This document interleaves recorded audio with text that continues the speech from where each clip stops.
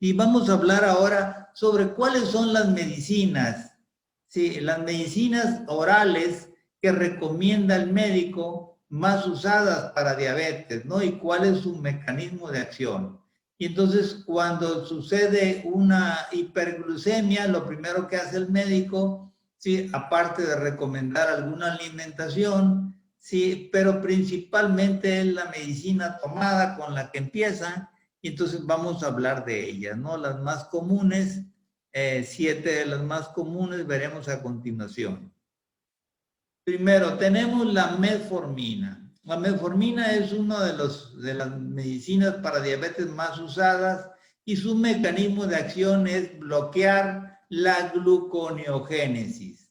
Bloquear la gluconeogénesis quiere decir que gluconeogénesis es la producción de azúcar por parte del hígado a partir de las células de reserva de grasa que tiene el interior del hígado o bien en la periferia, digamos, de los diferentes órganos, ¿no? Entonces, pero esa función la cumple el hígado y entonces, si lo que hace es bloquear la gluconeogénesis, ¿qué utilidad tiene la metformina? Bueno, el hígado produce azúcar siempre que hay un cuerpo extraño, hay una reacción, bien sea por químico, por medicamento, por alimento, y entonces el hígado se puede decir se enoja y entonces empieza a producir azúcar, tira azúcar y por lo tanto eso estimula la producción de insulina. Entonces lo que haría precisamente la metformina indirectamente es reducir la producción de insulina, sí, pero también la de azúcar por parte del hígado, aunque no se coma. Entonces no tiene mucho sentido, por lo menos en el tratamiento, digamos a largo plazo, la metformina, ¿no? Como vemos. Luego tenemos la glibenclamida. La glibenclamida, su mecanismo de acción es estimular la producción de insulina. Al estimular la producción de insulina, pues se supone que va a aumentar más el nivel de insulina, pero como el diabético tipo 2 no tiene falla en la producción de insulina, ¿para qué queremos estimular la producción de insulina? No tiene sentido, ¿no? Entonces, como que no, ese tratamiento no va de acuerdo, por lo menos para el caso de la diabetes tipo 2, ¿no? Entonces, puede ser eventualmente, quizá pudiera ayudar muy temporalmente en algunos casos de diabéticos tipo 1, en lo que se, digamos, se encarrila con la aplicación de insulina que requiera, o bien reducir la cantidad de insulina porque tiene problemas o alguna intolerancia con ella. Entonces puede ser alguno de esos casos muy especiales, ¿no? Pero en general, no usar la glibenclamida para estimular la producción de insulina en el diabético, porque la mayor parte de los diabéticos no ocupan que les estimule la producción de insulina. No tiene sentido. El tercer caso es el de la glimepirida, que también estimula la producción de insulina, es derivado de la glibenclamida del mismo grupo, y es más efectiva, más rápida y entonces da mejores resultados, pero igual, como su mecanismo es estimular la producción de insulina y no nos hace falta la insulina, entonces, ¿qué sentido tiene? ¿No? También pudiera ser muy temporalmente de utilidad en algunos casos de diabetes tipo 1, pero en general, para el grueso de diabéticos como que no va, porque no interesa, ¿verdad?, aumentar la producción de insulina. Y bueno, tenemos también el medicamento acarbosa. Su mecanismo de acción es la absorción de carbohidratos en estómago e intestinos. Quiere decir que con eso podemos decir que quizá se rebaje la mitad de los carbohidratos que nosotros comemos de los alimentos, se reduce su absorción y entonces por ese mecanismo impide que suba demasiado el nivel de azúcar, ¿no? El problema son las reacciones secundarias del medicamento, como lo vamos a ver dentro de un momentito. Luego tenemos el caso de la pioglitazona, que aumenta la sensibilidad a la insulina, ese es el mecanismo de acción, Y entonces eso, este medicamento hace que las células se hagan más sensibles a la, digamos, a la acción de la insulina, ¿no? Y entonces puede entrar más azúcar o bien también trabajen mejor en la acumulación de grasa, sí, de reserva, pues, de azúcar, exceso de azúcar que se guarda como reserva en forma de grasa. Esas son las dos funciones principales de la insulina. Sí, tenemos la repaglinida, que también igual aumenta la producción de insulina, que tampoco tiene utilidad en el caso del diabético tipo 2, sí, y tal vez pudiera tener algún uso en el caso del diabético tipo 1, pero habría que ver las reacciones secundarias, las complicaciones que tenga esa persona.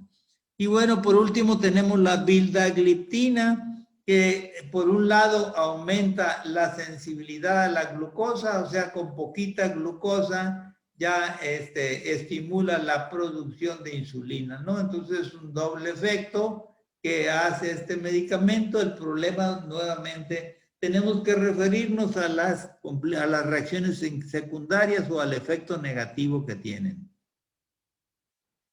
Ahora, veamos cuáles son los daños que causan estas medicinas tomadas.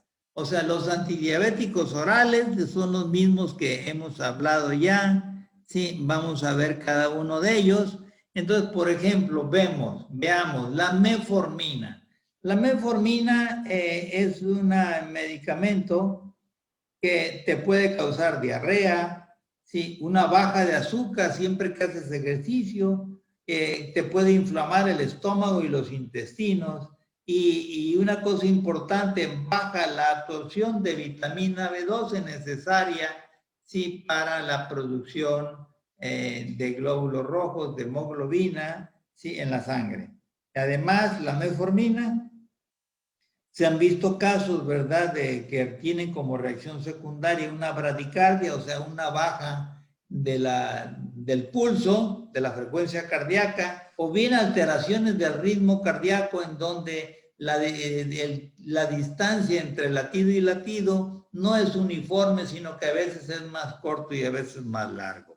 Y por otro lado, también vamos a encontrar como reacciones secundarias de la metformina los problemas respiratorios, la somnolencia, el cansancio, la debilidad, el dolor muscular y los mareos.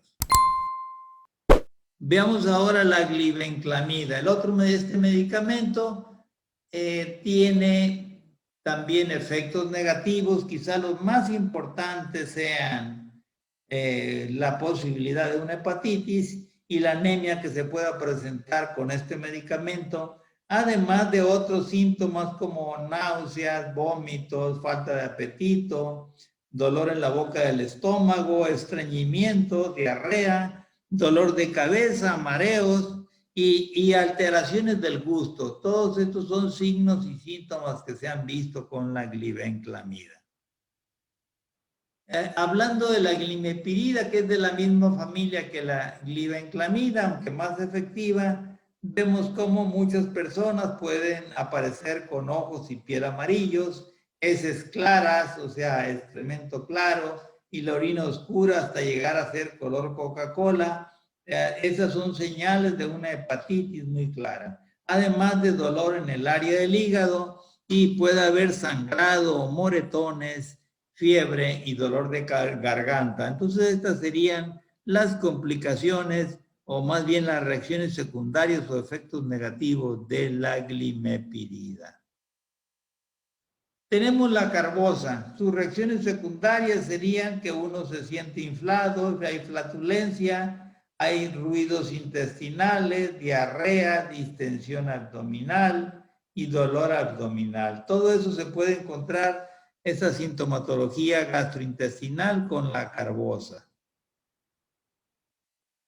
Luego tenemos la pioglitazona, que tiene como efectos negativos también hepatitis, que puede agravar una insuficiencia cardíaca, que puede predisponer a fracturas, que puede propiciar un edema de mácula en la retina del ojo, ¿sí?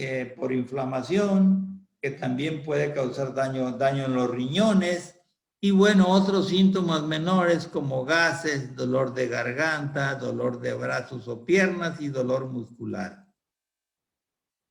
Luego tenemos la repaglinida, ¿verdad? Que afecta la capacidad de conducir. Es una cosa importante porque a veces baja los niveles de azúcar de más y entonces disminuye la capacidad de reacción de la persona ante situaciones de emergencia, sí, o de supervivencia. Y bueno, quizás de lo más importante es que la repaglinida puede causar una hepatitis o agravarla. Igualmente, ¿verdad? Causar daño renal, agravar cualquier enfermedad de los riñones, predisponer digamos, a trastornos circulatorios de las arterias coronarias y terminar en un infarto cardíaco, en un ataque cardíaco. Bien, las bajas de azúcar, como ya habíamos mencionado, el dolor abdominal y la diarrea. Entonces, estos son efectos negativos de la repaglinida. Y luego tenemos por último los efectos negativos de la vildagliptina, ¿no? Que principalmente son infecciones respiratorias, la posibilidad de una hepatitis o su agravamiento, igualmente insuficiencia cardíaca, daño renal, dolor articular, edema de manos y pies, estreñimiento, dolor de cabeza y baja de azúcar. Todos estos son efectos negativos que pueden aparecer con la vildagliptina.